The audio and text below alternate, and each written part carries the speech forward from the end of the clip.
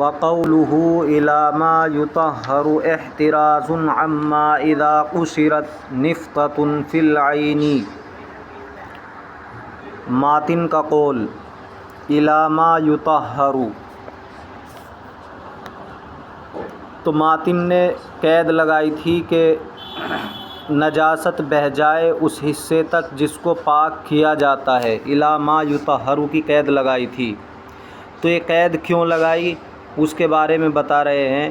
یہ قید اس لیے لگائی کہ کوئی صورت ایسی بھی ہو سکتی ہے کہ زخم پھوٹ جائے، اس میں سے پیپ نکلے، لیکن بہہ کر وہ اس حصے تک نہ پہنچے کہ جس کو پاک کرنا ضروری ہوتا ہے، لہذا جب وہ اس حصے تک نہیں پہنچے گا تو وہ وضو کو نہیں توڑے گا۔ مثال کے طور پر آنکھ کے اندر اگر کوئی زخم ہو جائے اور وہ پھوٹ جائے، اس سے پیپ نکلے اور وہ آنکھ ہی کے اندر رہے، آنکھ سے باہر نہ نکلے، تو اس صورت میں وضو نہیں ٹوٹے گا، اس صورت میں وضو نہیں ٹوٹے گا، کیونکہ وہ بہہ کر ایسی جگہ نہیں گیا جس کو پاک کرنا ضروری ہے۔ آنکھ کے اندر کے حصے کا پاک کرنا ضروری نہیں ہوتا، نہ ہی غسل میں اور نہ ہی وضو کے اندر، کیونکہ وہ ظاہر بدن کا حکم نہیں رکھتا بلکہ باطن بدن کا حکم رکھتا ہے، آنکھ کے اندر کا حصہ۔ وقولہ، اور ماتن کا قول إلی ما یطہر،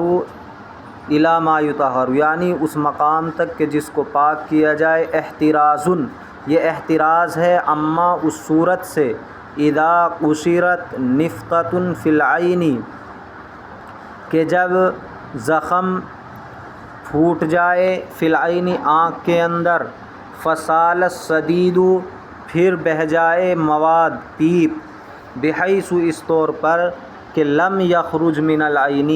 وہ پیپ آنکھ سے نہ نکلے، لا ينقض الوضوء، تو یہ وضو کو نہیں توڑے گا، لأن داخل العین لا یجب تطہیرہ اصلا، اس لیے کہ آنکھ کے اندر کے حصے کو پاک کرنا ضروری نہیں ہے اصلاً بالکل بھی، لا فی الوضوء ولا فی الغسل، نہ وضو کے اندر اور نہ غسل کے اندر، اذ لیس لہ حکم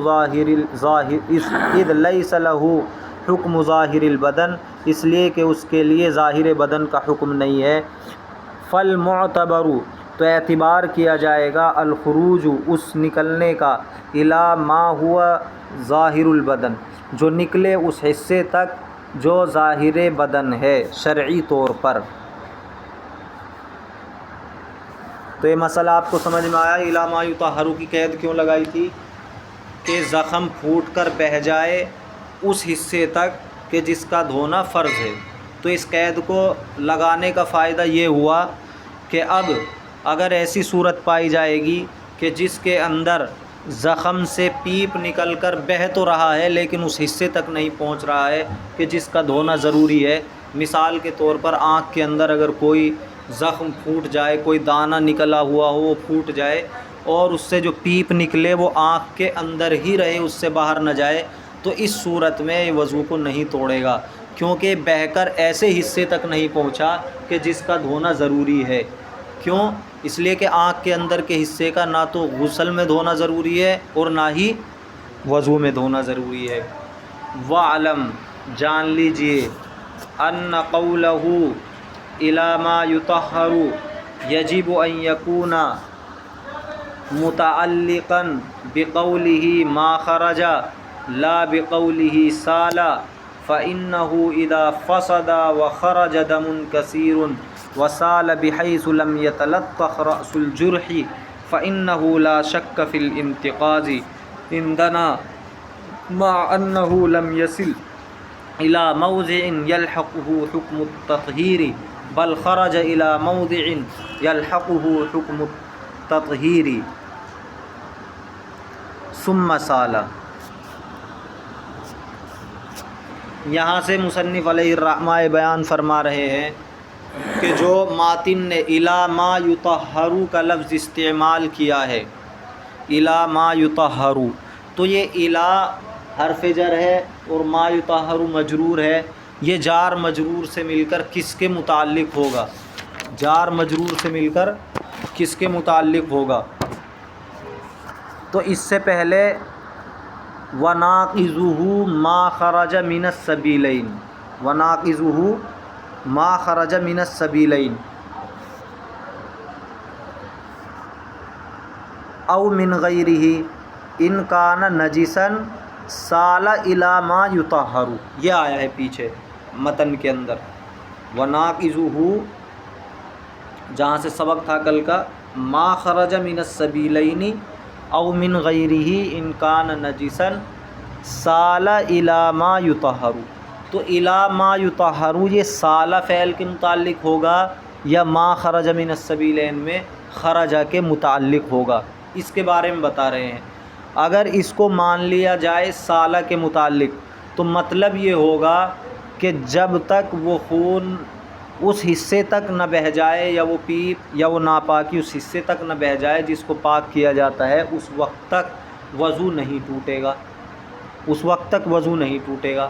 اور اگر خراجہ سے متعلق مانا جائے تو مطلب یہ ہوگا کہ وہ ناپاکی نکل جائے اس حصے تک کہ جس کو پاک کیا جاتا ہے. اب دونوں صورتوں میں فرق کیا آئے گا؟ اگر ہم نے مان لیا کہ وہ ناپاکی بہہ جائے اس حصے تک کہ جس کو پاک کیا جاتا ہے تو پھر اس ناپاکی کا بہنا ضروری ہے بدن کے حصے پر. حالانکہ اگر کسی نے فسد کھلوائی، کوئی رگ کھلوائی اور بدن سے خون نکلا اور وہ بہا نہیں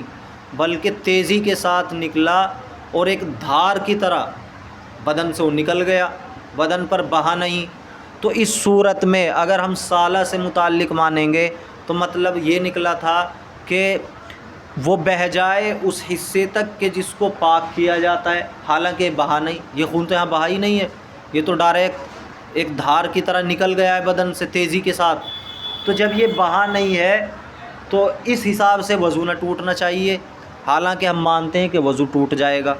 تو صحیح بات یہ ہے کہ اس کو خراجہ سے متعلق مانا جائے، پھر مطلب یہ ہوگا کہ ناپاکی نکل جائے اس حصے تک کہ جس کو پاک کیا جاتا ہے. اب اس صورت میں ناپاکی کا نکلنا پایا جا رہا ہے، اگرچہ وہ تیزی کے ساتھ نکلی ہے اور ایک دھار کی طرح وہ نکلی ہے، لیکن ناپاکی نکلی ہے اس حصے تک کہ جس کو پاک کیا جاتا ہے، اس لیے اب وضو کرنا پڑے گا. تو بہتر ہے کہ الی ما یطہر کو کس کے متعلق مانا جائے؟ خراجہ کے، نہ کہ سالہ کے. دیکھو وعلم جان لیجئے ان قولہ کہ ماتن کا قول الی ما یطہر، ماتن کا قول الی ما یطہر یجب ان یکون متعلقا بقولہ، ضروری ہے کہ وہ متعلق ہو ماتن کے قول ما خراجہ سے، لا بقولہ سالہ، نہ کہ ماتن کے قول سالہ سے. سمجھ میں آ رہا ہے؟ کس سے متعلق ہونا چاہیے؟ خراجہ سے. اس سے بھی کھیل رہا ہے. فَإِنَّهُ إِذَا فَسَدَ وَخَرَجَ دَمٌ كَثِيرٌ، کیونکہ جب کسی نے فسد کھلوائی وَخَرَجَ دَمٌ كَثِيرٌ اور بہت زیادہ خون نکلا، جس جگہ سے رگ کھلوائی اس نے، فسد کھلوائی، وَسَالَ اور بہا بِحَيْثُ اس حیثیت سے لم یتلطخ رأس الجرح، لم یتلطخ، تلطخ یتلطخ تلطخاً لطھ پت ہونا، کہ زخم کا سرا اس سے لطھ پت نہیں ہوا، زخم کا سرا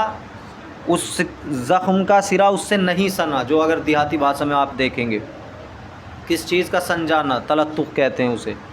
لم یتلطخ رأس الجرح کہ زخم کا سرا اس سے لطھ پت نہیں ہوا. فإنہ لا شک، تو اس میں کوئی شک نہیں ہے، فی الانتقاضی وضو کے ٹوٹنے میں. ہم بھی وضو کا ٹوٹنا مانتے ہیں، اس سے خون نکل کے بہہ گیا اور ایسا بہا کہ زخم کا سرا اس سے لطھ پت نہیں ہوا، تو مطلب کیا نکلا کہ وہ ڈائریکٹ بدن سے نکل گیا، وہاں پہ بہا نہیں ہے وہ. تو جب ہم وضو کا ٹوٹنا مانتے ہیں اور ماتن کے قول کو متعلق مان لیا سالہ سے کہ وہاں تک بہنا چاہیے جس چیز کو ضروری ہے پاک کیا جانا، تو یہ تو بات نہیں پائی جا رہی، اس لیے وضو نہ ٹوٹنا چاہیے، لیکن وضو ٹوٹنا مانتے ہیں. تو پتہ چلا کہ وہ سالہ سے متعلق نہیں ہے بلکہ نکلنا مقصود ہے کہ بدن کے اس حصے تک خون نکل جائے کہ جس کو پاک کرنا ضروری ہے، لہذا خرج سے متعلق ہوگا۔ مع انہ لم یصل الی موضع، باوجود کہ یہ نہیں بہا ہے اس جگہ تک یلحقہ حکم التطہیری کہ جس کو پاک کرنے کا حکم لاحق ہو، تو جب یہ اس جگہ تک نہیں بہا ہے تو پھر وضو نہ ٹوٹنا چاہیے۔ بل خرج، ہاں نکلا ہے، بہا نہیں ہے، بل خرج بلکہ نکلا ہے، الی موضع اس جگہ تک یلحقہ حکم التطہیری کہ جس کو تطہیر کا حکم لاحق ہے، ثم سال پھر بہا ہے۔ فالعبارۃ الحسنۃ، تو صحیح عبارت، اچھی عبارت، مناسب عبارت یہ ہوگی کہ کہا جائے ما خرج من السبیلین، جو پیچھے ماتن نے عبارت بتائی ہے اس کو بتا رہے ہیں کہ صحیح کیسے ہوگی، ما خرج من السبیلین، جو سبیلین سے نکلے، او من غیرہ، یا اس کے علاوہ سے، الی ما یطہر، الی ما یطہر، اس حصے تک کہ جو پاک کیا جاتا ہے، ان کان نجسن، اگر وہ ناپاک ہو، سالہ، وہ بہہ جائے۔ تو ماتن کی عبارت میں الی ما یطہر سالہ کے بعد ہے، صفحہ نمبر 65 پہ سالہ کے بعد الی ما یطہر ہے، لیکن اصل میں یہ خرجہ کے بعد ہونا چاہیے، تبھی تو خرجہ سے متعلق ہوگا، اور سالہ پھر اس کے بعد آنا چاہیے جیسے انہوں نے دکھایا۔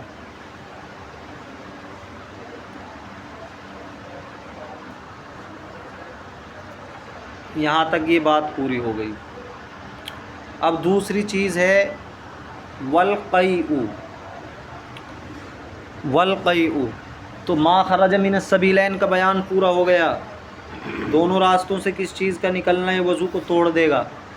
اب دوسری بات بتا رہے ہیں کہ قے، الٹی کا ہونا، اس سے بھی وضو ٹوٹ جائے گا، لیکن اس کی تفصیل ہے، کتنی الٹی سے وضو ٹوٹے گا کتنی سے نہیں ٹوٹے گا، وہ یہاں بیان کی جائے گی۔ والقیء عطف علی قولہ ما خرج، اور قے کا عطف ماتن کے قول ما خرج پر ہے، فاراد ان یفصل انواعہ، تو ماتن نے ارادہ کیا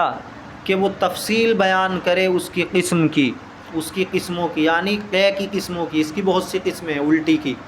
لأن الحکم مختلف فیہا، اس لیے کہ اس کی قسموں کے درمیان حکم مختلف ہے، ہر قسم کا حکم مختلف ہے، اگر یہ صورت پائی جائے گی تو یہ حکم ہوگا، یہ صورت پائی جائے گی تو یہ حکم ہوگا۔ اب دیکھو فقال، تو ماتن نے کہا،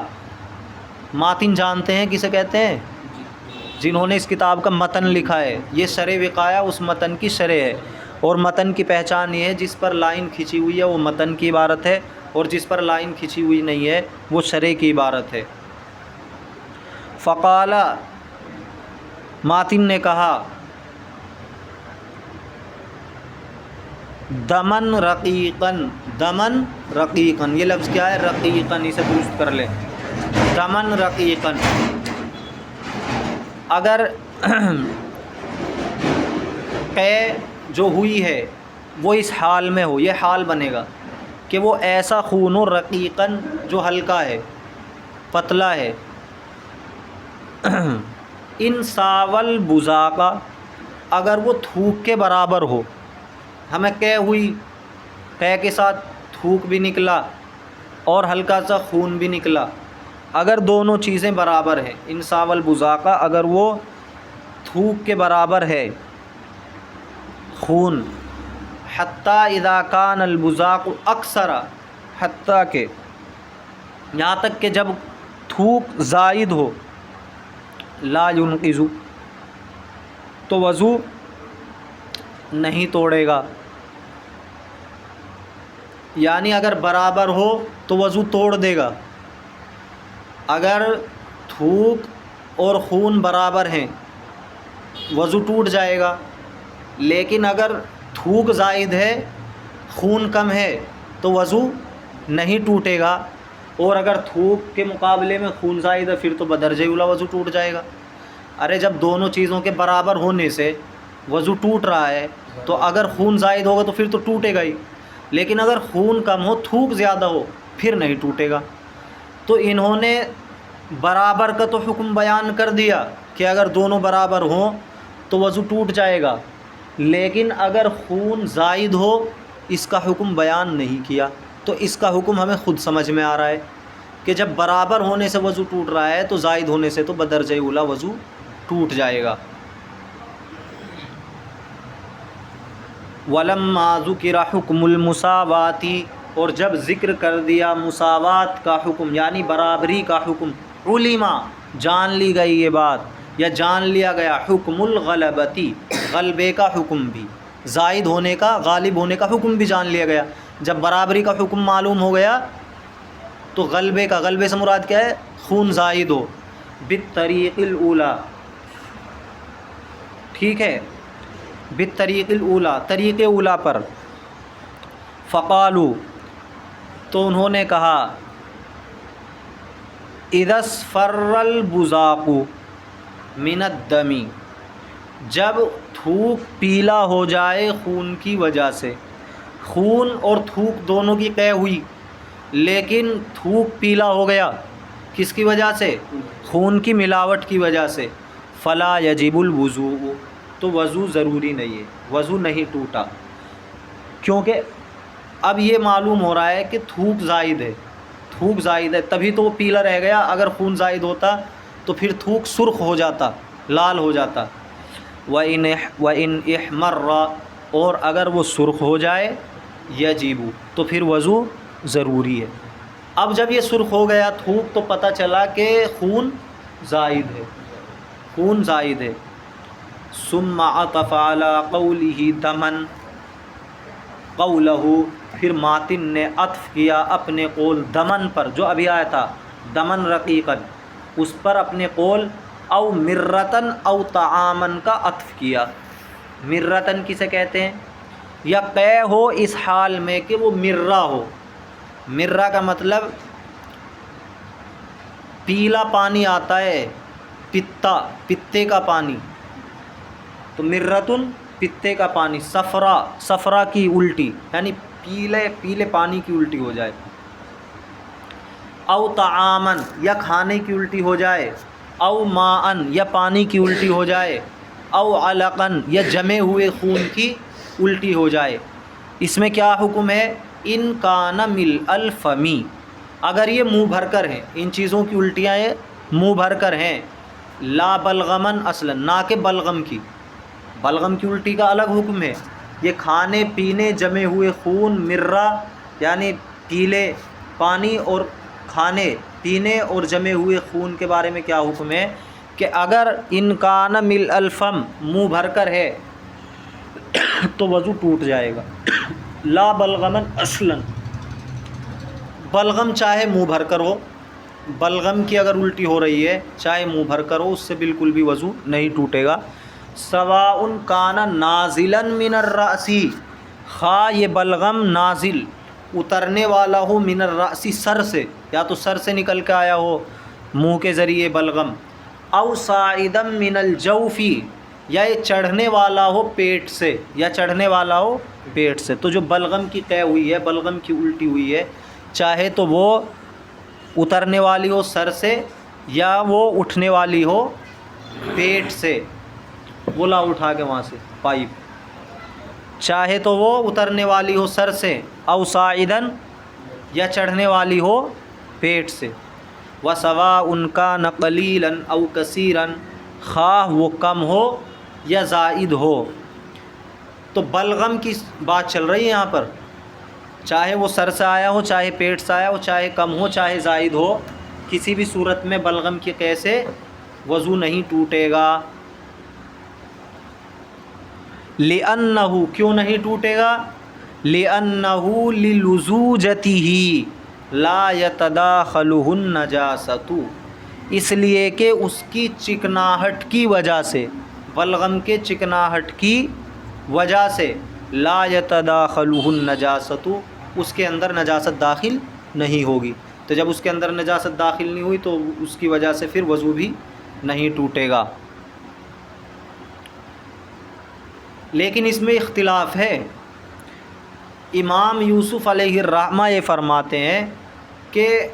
اگر سر سے آ رہا ہے بلغم پھر تو وضو نہیں ٹوٹے گا، لیکن اگر پیٹ سے آیا ہے تو اس صورت میں وضو ٹوٹ جائے گا، بشرطے کہ وہ منہ بھر کر ہو۔ دیکھو، وَيَنْقُضُ یا وَيُنْقِضُ صَاعِدُهُ، اور توڑ دے گا وضو کو بلغم کا اٹھ کر آنا پیٹ سے، مل الفمی منہ بھر کر، عند ابی یوسف امام ابو یوسف علیہ الرحمہ کے نزدیک، لیکن النازل من الرأس لا ينقذ عنده ایضا، لیکن سر سے اترنے والا بلغم وضو نہیں توڑے گا ان کے نزدیک بھی وضو نہیں توڑے گا۔ وَهُوَ يَعْتَبِرُ الْإِتِّحَادَ فِي الْمَجْلِسِ وَمُحَمَّدٌ فِي السَّبَبِ فَيُجْمَعُ مَا قَاءَ قَلِيلًا قَلِيلًا۔ اب یہاں سے ایک نیا مسئلہ شروع کیا جا رہا ہے کہ یہ تو آپ نے بات بتا دی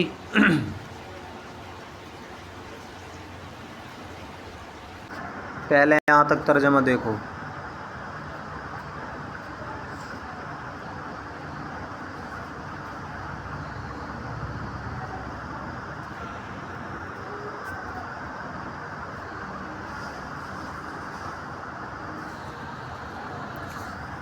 وَقَوْلُهُ إِلَى مَا يُطَهَّرُ، اور ماتن کا قول إِلَى مَا يُطَهَّرُ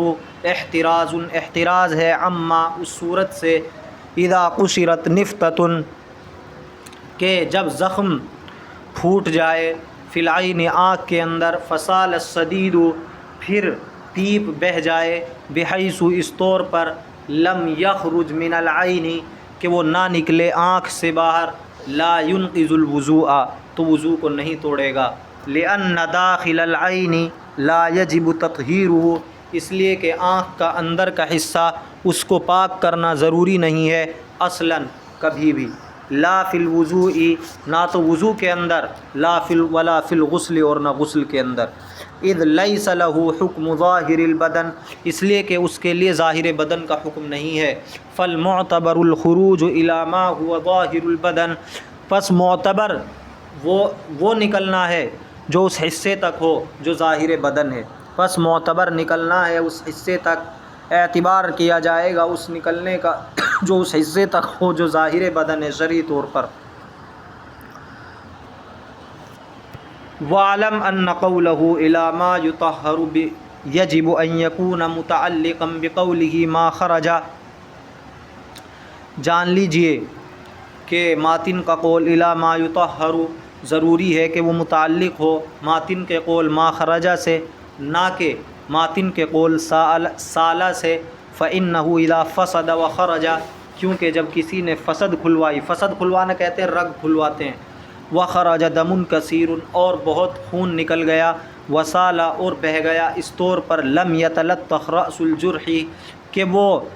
زخم کے سرے کو نہیں لگا، فَإِنَّهُ لَا شَكَّ فِي الْانْتِقَاضِ تو وضو کے توڑنے میں کوئی شک نہیں ہے، وضو کے ٹوٹنے میں کوئی شک نہیں ہے، عندنا ہمارے نزدیک، مع انہ لم یصل الی موضع باوجود کہ وہ نہیں بہا ہے ایسی جگہ تک، یلحقہ حکم التطہیر کہ جس کو پاک کرنے کا حکم لاحق ہو، بل خرج الی موضع بلکہ وہ نکلا ہے ایسی جگہ تک،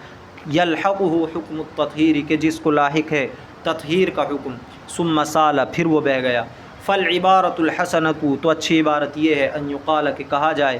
ما خرج من السبیلین جو سبیلین سے نکلے، ومن غیرہ الی ما یطہر ان کان نجسا سالا، تو اصل تو عبارت بنا کر دکھائی ہے کہ ما خرج من السبیلین او من غیرہ الی ما یطہر، یہ لفظ یہاں آنا چاہیے تاکہ ما خرج سے متعلق ہو جائے، ان کان نجسا اس کے بعد سالا، حالانکہ عبارت میں متن کی کیا تھا، سالا کے بعد الی ما یطہر تھا۔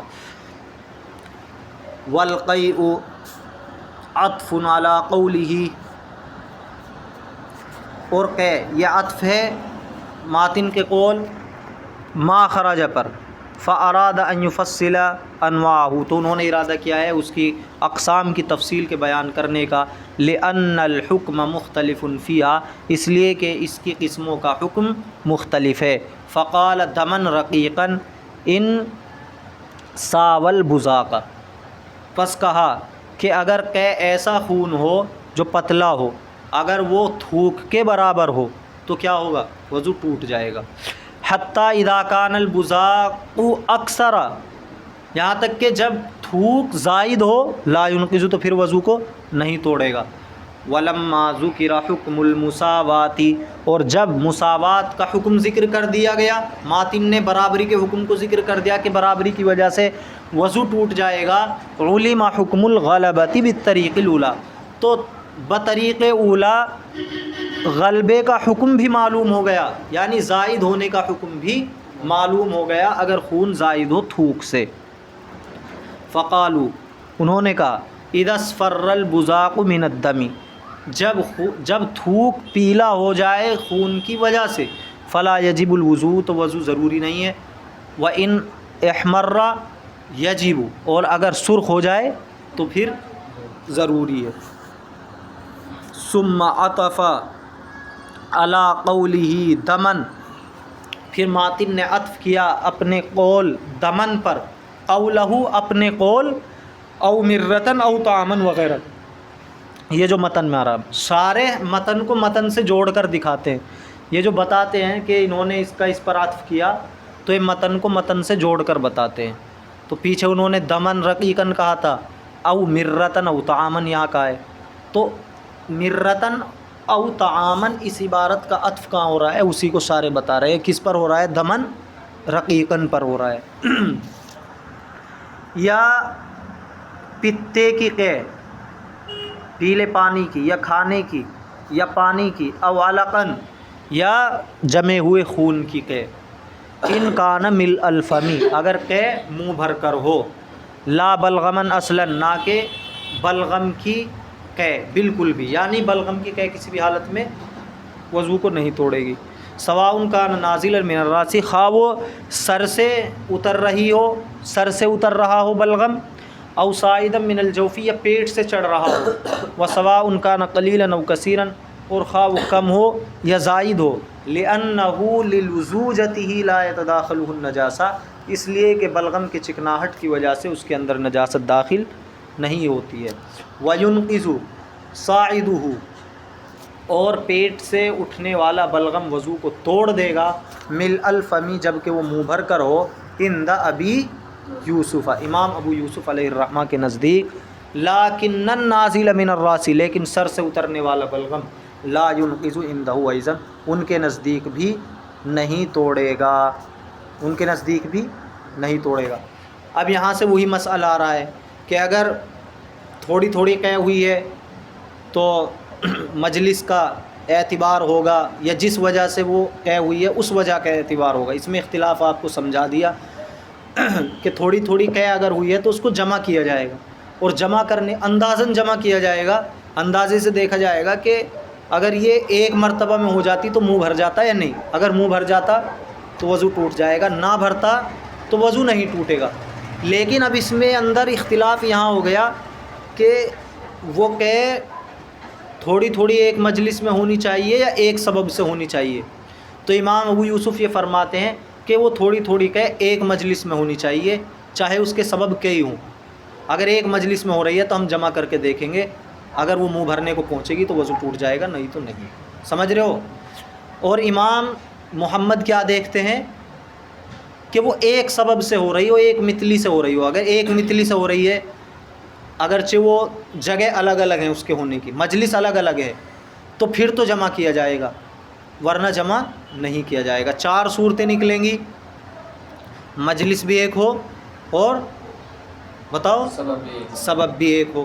تو دونوں اماموں کے نزدیک بالاتفاق قے کو جمع کر کے دیکھا جائے گا۔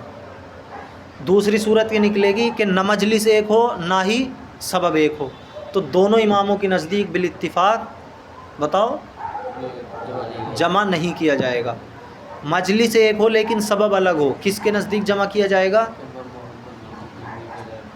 امام ابو یوسف کے نزدیک جمع کیا جائے گا، امام محمد کے نزدیک جمع نہیں کیا جائے گا۔ مجلس علیحدہ علیحدہ ہو لیکن سبب ایک ہو، امام محمد کے نزدیک جمع کیا جائے گا، امام ابو یوسف کے نزدیک جمع نہیں کیا جائے گا۔ دیکھو اب ترجمہ، وَهُوَ يَعْتَبِرُ الاتحاد، اور وہ یعنی امام ابو یوسف اعتبار کرتے ہیں الاتحاد فی المجلس، مجلس کے ایک ہونے کا، وَمُحَمَّدٌ فی السبب، اور امام محمد اعتبار کرتے ہیں سبب کے ایک ہونے کا، فَيُجْمَعُ مَا قَاءَ قَلِيلًا قَلِيلًا، تو جمع کیا جائے گا اس کو جو قے ہوئی ہے تھوڑی تھوڑی، فَقَوْلُهُ، لہذا ان کا قول، اس یعنی ماتن کا قول، وَهُوَ يَعْتَبِرُ، وہو یعتبر جو لفظ آیا ہے متن کے اندر، الضمیر ہوا ضمیر لوٹ رہی ہے، یرجع لوٹ رہی ہے الی ابی یوسف امام ابو یوسف کی طرف۔ وہذا ابتداء مسئلۃ، اور یہ ایک مسئلے کی شروعات ہے، صورتها جس مسئلے کی صورت یہ ہے، اذا قاء قلیلا قلیلا کہ جب کسی نے قے کی تھوڑی تھوڑی، بحیث اس طور پر لو جمع کہ اگر اس کو جمع کر لیا جائے، یبلغ ملء الفم تو وہ منہ بھر پہنچ جائے۔ فابو یوسف تو امام ابو یوسف کے نزدیک، امام ابو یوسف یعتبر اتحاد المجلسی مجلس کے ایک ہونے کا اعتبار کرتے ہیں، ای اذا کان فی مجلس واحد یعنی جب وہ ایک مجلس میں ہو، یجمع تو اس کو جمع کر لیا جائے گا، فیکون ناقضا پھر وہ ناقض وضو ہوگی۔ ومحمد اور امام محمد یعتبر اتحاد السببی سبب کے متحد ہونے کا اعتبار کرتے ہیں، وهو الغثیان اور وہ مثلی ہے، وہ سبب کیا ہے؟ مثلی ہے۔ فإن كان بغثیان واحد پس اگر وہ ایک سبب سے ہو، یجمع تو اس کو جمع کیا جائے گا، فیکون ناقضا تو وہ ناقض وضو ہوگی۔ فحصل اربع صور تو 4 صورتیں حاصل ہو گئی، اتحاد المجلس پہلی صورت اتحاد المجلس والغثیان، سبب بھی ایک ہو مجلس بھی ایک ہو، فیجمع اتفاقا تو دونوں اماموں کے نزدیک بالاتفاق جمع کیا جائے گا، واختلافہما اور دونوں کا مختلف ہونا، مجلس اور سبب کا مختلف ہونا، فلا یجمع اتفاقا دونوں اماموں کے نزدیک بالاتفاق جمع نہیں کیا جائے گا۔ واتحاد المجلس مع اختلاف الغثیان اور مجلس کا متحد ہونا سبب کے مختلف ہونے کے ساتھ، مثلی کے مختلف ہونے کے ساتھ، فیجمع عند ابی یوسف خلافا لمحمد رحمہ اللہ، و اختلاف المجلس مع اتحاد الغثیان اور مجلس کا مختلف ہونا سبب کے متحد ہونے کے ساتھ، فیجمع عند محمد خلافا لابی یوسف تو امام محمد کے نزدیک جمع کیا جائے گا امام ابو یوسف کے برخلاف۔